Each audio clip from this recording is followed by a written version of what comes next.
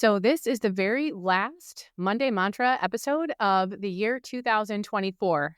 And how amazing is that to think that next time on Monday, it'll be a brand new year. And I'm excited about a brand new year, and I hope that you are too. So, today's mantra, a mantra is an empowering statement, something for you to circle back to when life feels difficult, when you find yourself struggling to take action, when you find yourself struggling to stay in the driver's seat and you're just along for the ride in the back seat where life is happening to you.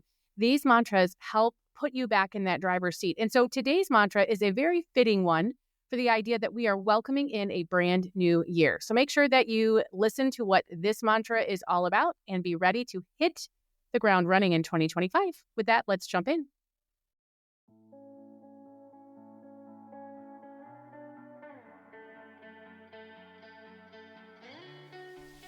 Well, hey there, I am Jennifer Roskamp, a certified life coach and homeschool mom of 9 who is passionate about helping women just like you embrace the here and now while also being focused on creating the life you actually want.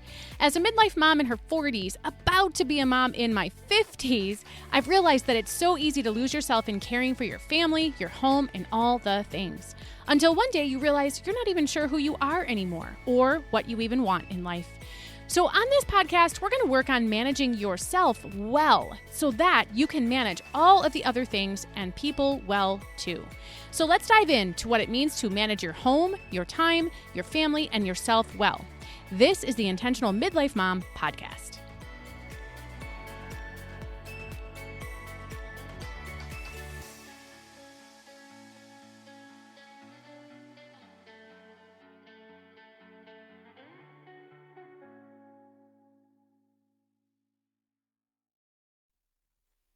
So today's mantra is a mantra, but it's also a question. And it's a question that I find myself asking my coaching clients all the time, and myself, and actually my kids and other people in my life too. In reality, many times that we want to do something, there are almost always going to be points of friction or points of resistance. And basically what that means is there's going to be reasons not to take the action, not to do the thing, not to make the change, not to start the habit, not to stop the habit. And in reality, a lot of times these are true. These reasons, I call them justifications. A lot of times they're absolutely true. Especially when they're true, we tend to allow them to limit us. Because they're true, we feel like we have to give them credit. We have to abide by them. We have to allow them to affect us, to affect our decision, to affect the things that we do and don't do. And in reality, a lot of times we don't. Most times we don't. There's something to be aware of, these justifications, these reasons, this information that could affect what we do and don't do. And maybe it's something we should consider, but it doesn't have to have the final say. And a lot of times we give it the final say. And so this mantra, this question is a great one to ask when you find yourself facing the reasons, the justifications, the reasons to do something or not do something or start something or not start something or stop something or not stop something. This is a great mantra to haul out, a great question to ask yourself.